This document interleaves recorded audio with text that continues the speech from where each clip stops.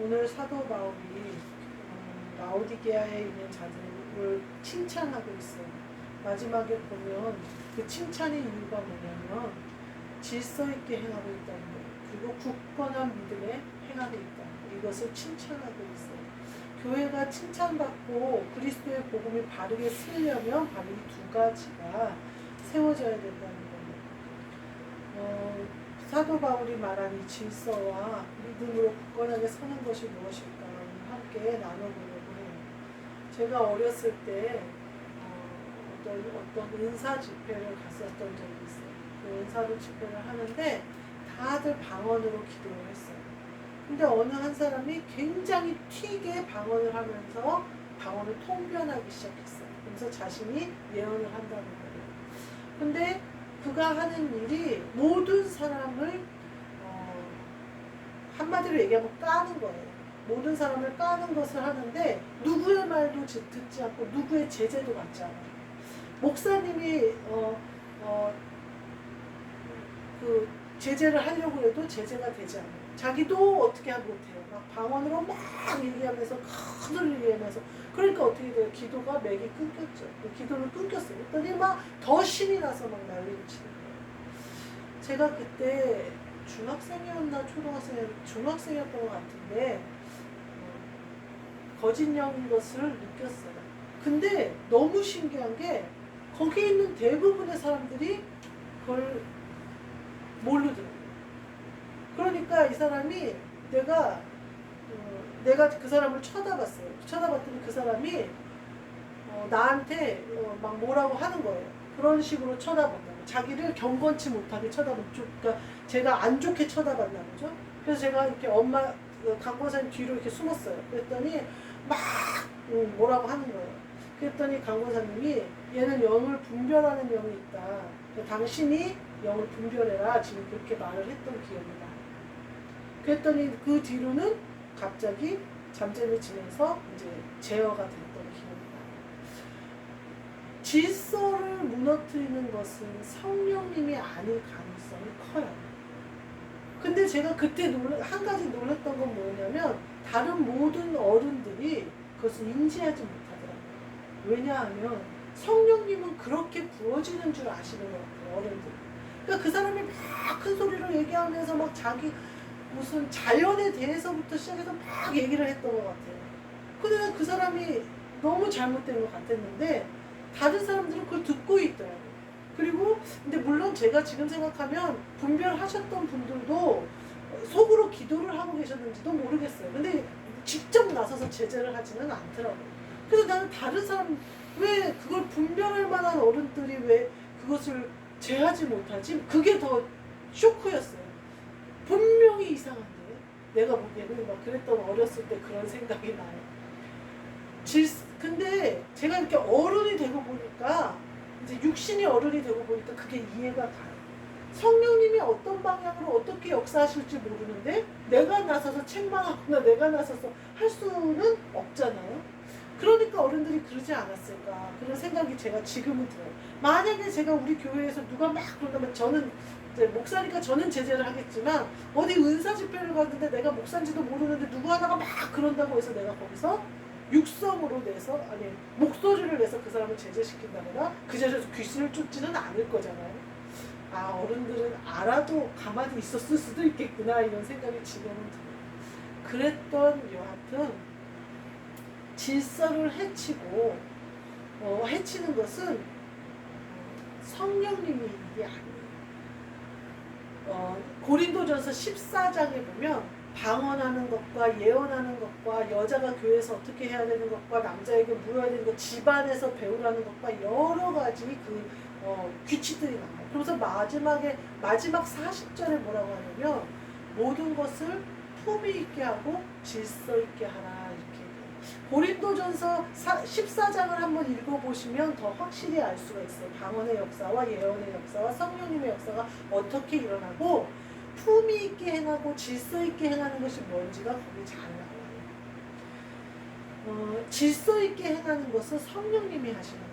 성령님은요, 예를 들어서 우리가 생각을 하는데 내가 이거 하고 막 이 생각을 하기 싫어요. 아주 아픈 기억이에요. 그래서 계속 떠오르는 게 괴로워서 하기 싫은데 계속해서 떠오르게 하는 것은 성령님의 일이 아닐 가능성이 커요. 그것으로 성령님이 기도하게 하시겠지.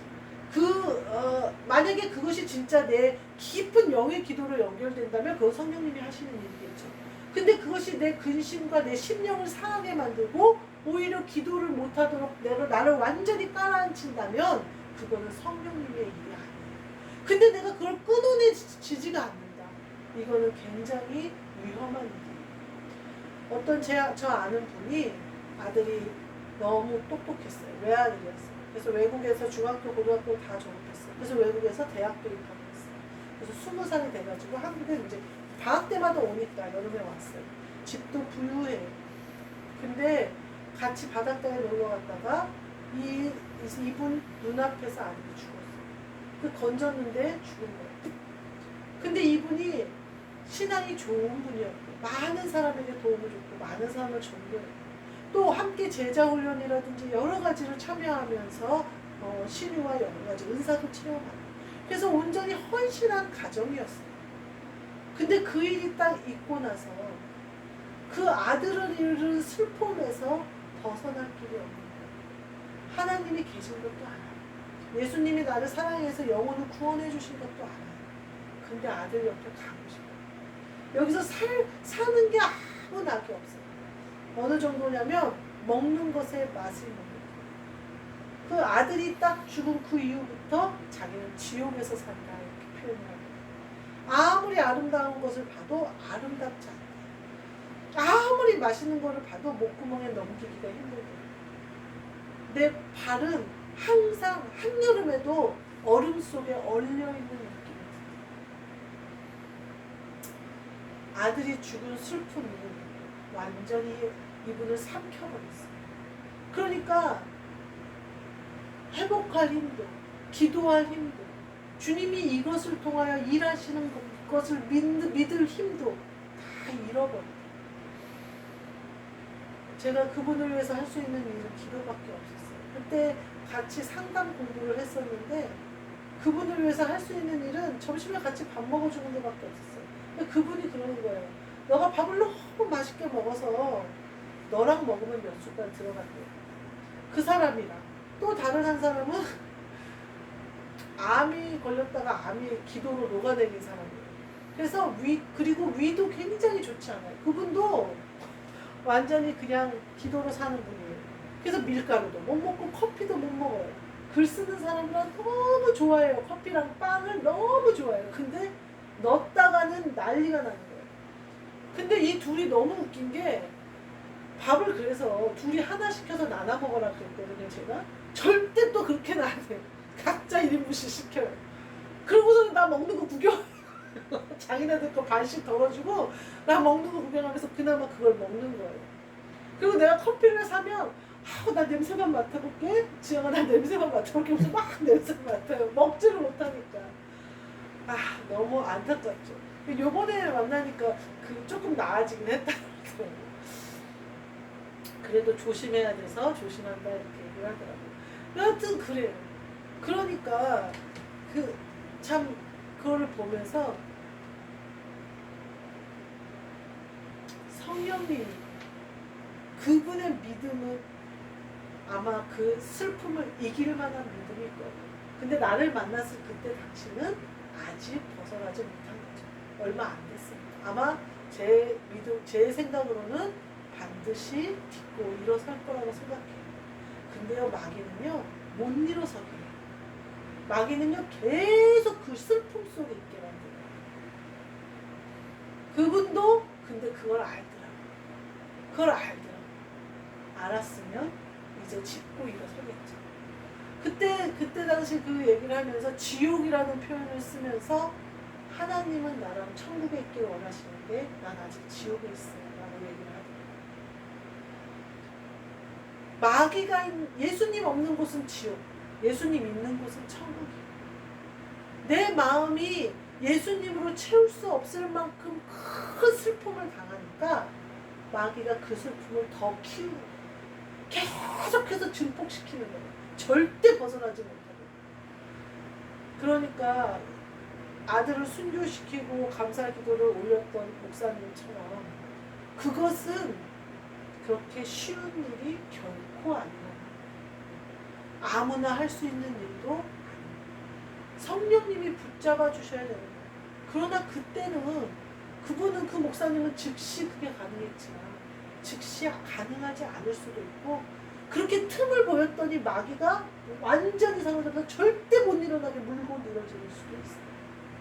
질서 있게 행하는 것은 뭐냐면 그것을 딛고 일어서는 굳건한 믿음이 내가 사는 거예요. 저도 이 말을 하면서 많이 마음이 아파요. 나도 내가 그만한 믿음이 있을까?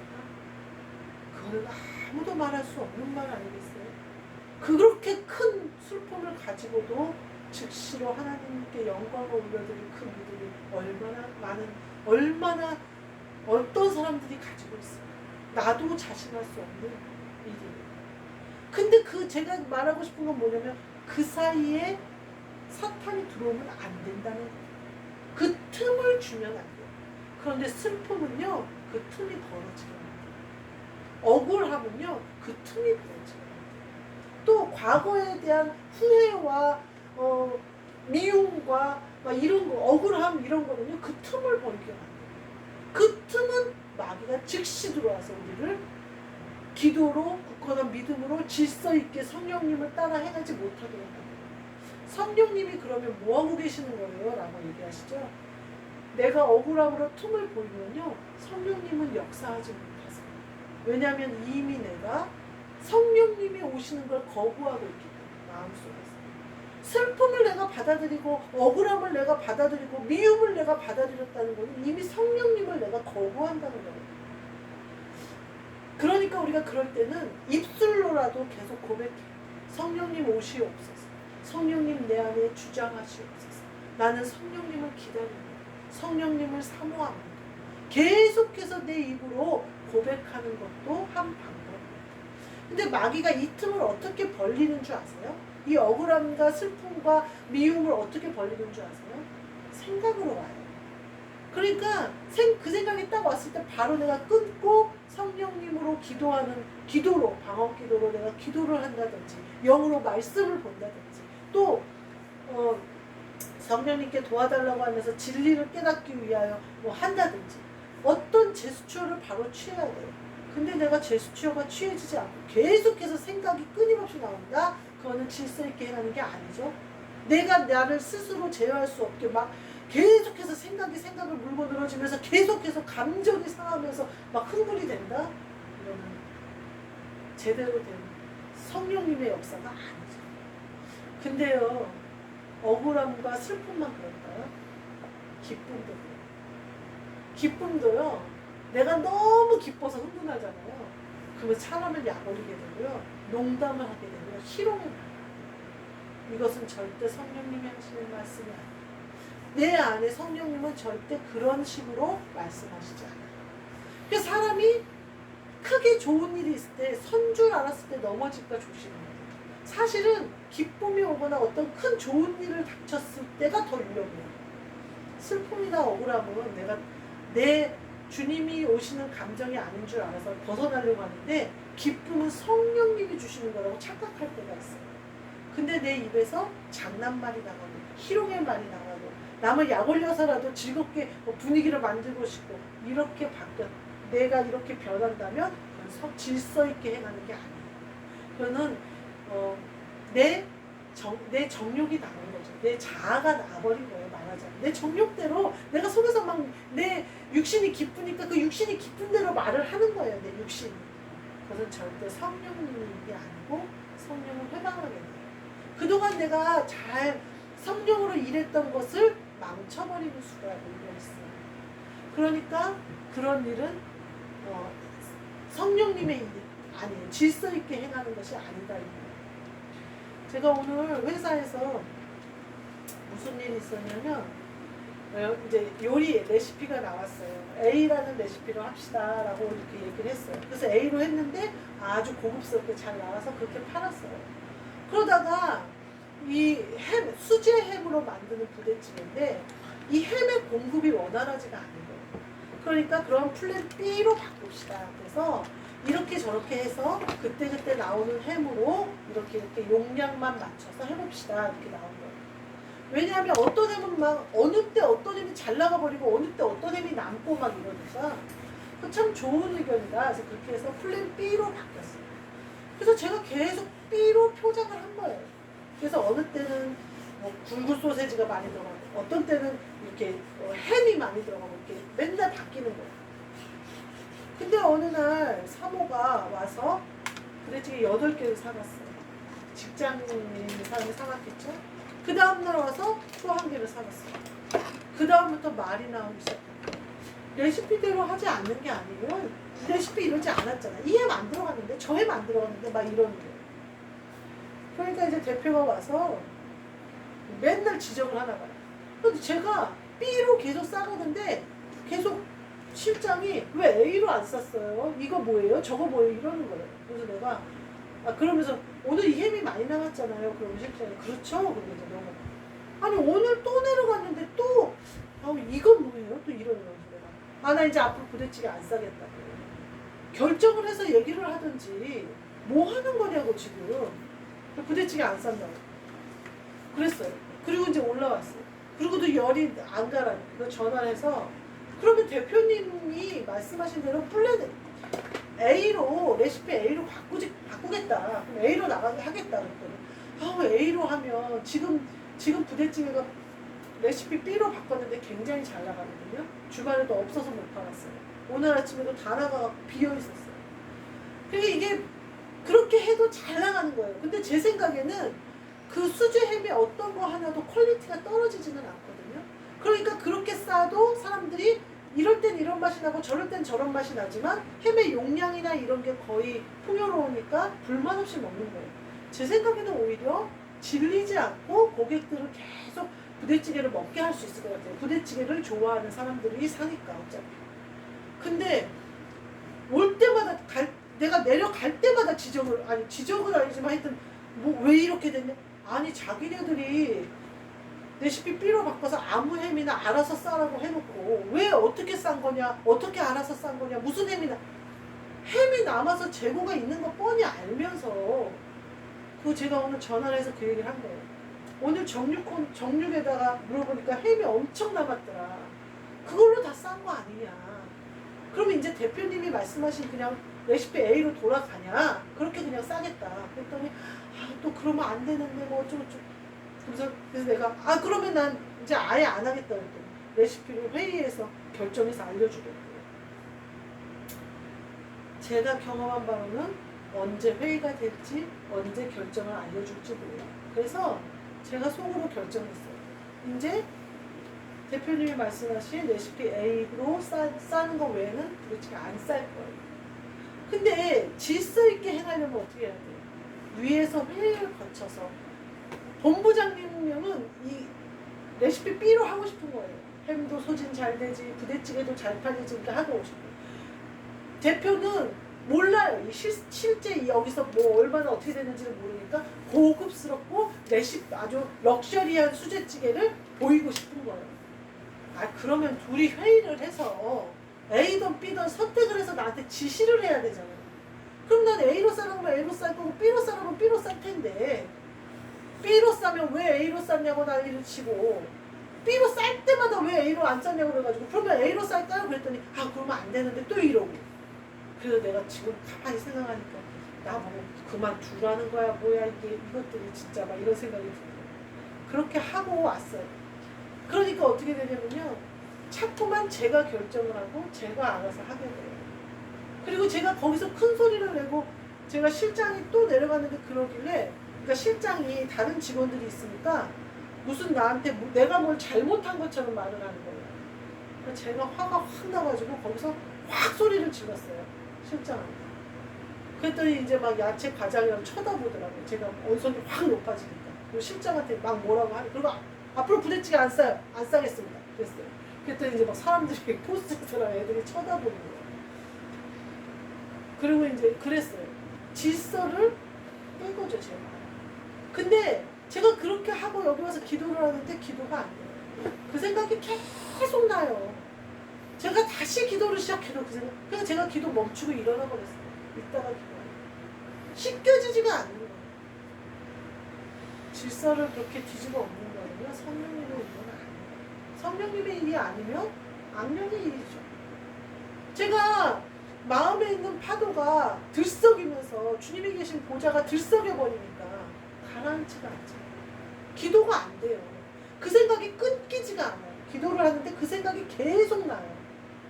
그러면서 이것들을 내가 사모한테 전화를 해서 내가 지금 나 그만두라는 거냐고 한바탕 해 말어 막 별 생각이 다 끊으려고 해도 끊어지지가 않는 거예요. 그거는 제가 혈기를 내버리는 바람에 성령님이 제 안에 평안을 유지시키지 못하시고 성령님은 가버리시는 거예요. 성령님은 절대 억지로 우리가 어거지를 피우는 거예요. 이거 성령님이야 라고 어거지를 피우는 거지, 질서 있게 행하지 않는 모든 것은, 혼란스럽고 더러운 모든 것은 마귀라는 뜻이에요. 악한 영이 있는 곳이 더럽고 혼란스럽고 싸움이 나고 다툼이 나고 분쟁이 생기죠. 성령님이 계신 곳은 허다한 죄가 덮어지는 역사가 있어요. 그래서 제가 나를 그렇게 격동시키려고 그렇게 하는 건데, 내가 그걸 모르고 그걸 또 격동을 해버렸네 생각이 들더라고요. 우리의 모든 기도와 고린도전서 14장을 보면 나와요. 방언 기도와 예언과 교회 안에서 말씀을 배우는 것을 어떻게 해야 하는지, 그 모든 것은 품위 있게 질서 있게, 더럽거나 혼란스럽다면 그것은 악한 것이 틈탄 거예요. 저도 마찬가지예요. 악한 것한테 진 거예요. 그 순간 성령님은 나를 통해 역사하실 수 없어요. 제가 기도를 하러 왔는데도 기도가 영으로 가지를 않잖아요. 내 생각이 계속 그렇게 내가 제어할 수 없도록 그 생각이 떠오르는데 내가 어떻게 영으로 기도한다고 할 수가 말도 안 되죠. 그래서 제가 중간에 일어났어요. 해도 안 되길래 예배 후에 지금 이 예배 가운데 내가 뭘 잘못했는지 알게 하셨고 나에게 다시 질서 있게 행하라 명령하셨고 내가 아멘 했어요. 이제 집에 가서 기도할 때는 영으로 기도할 수 있겠죠. 우리가 이처럼 질서를 무너뜨렸거나 품위가 없어졌다면 나를 점검하시면 돼요. 그래서 말씀 가운데 아멘 하시고 그 말씀이 내게 적용되도록 다시 기도하시면 돼요. 아니라고 나는 그렇게 했지만 절대 성령님이 한 거라고 하면 그 혼란이 오는 거예요. 우리가 질서 있게 행함으로 성령님이 나를 통해 일하실 수 있도록 늘 준비되고 늘 그때그때 씻으시는 저와 여러분이 되시기를 주님의 이름으로 축복합니다. 아멘. 기도하겠습니다. 하나님 감사합니다. 우리의 부족함을 연약함을 긍휼히 여기사 우리를 씻어주시고 회복시켜 주사 질서 있게 행하게 하시고 품위 있게 행하게 하사 성령님의 인도하심과 성령님의 주장하심으로 하나님 아버지와 동역할 수 있는 우리가 되게 하여 주옵소서. 품위 있게 행하고 질서 있게 행하며 성령님이 생명의 생수로 우리 안에 오사 그리스도 예수의 형상을 입히시도록 우리의 모든 것을 내어드리는 우리 모두 되게 하여 주옵소서. 예수 그리스도의 이름으로 기도하옵나이다. 아멘. 하늘에 계신 우리 아버지여 이름이 거룩히 여김을 받으시오며 나라가 임하시오며 뜻이 하늘에서 이루어진 것 같이 땅에서도 이루어집니다. 오늘 우리에게 일용할 양식을 주시옵고 우리가 우리에게 죄 지은 자를 사하여 준 것 같이 우리 죄를 사하여 주시옵고 우리를 시험에 들게 하지 마시옵고 다만 악에서 구하시옵소서. 나라와 권세와 영광이 아버지께 영원히 있사옵나이다.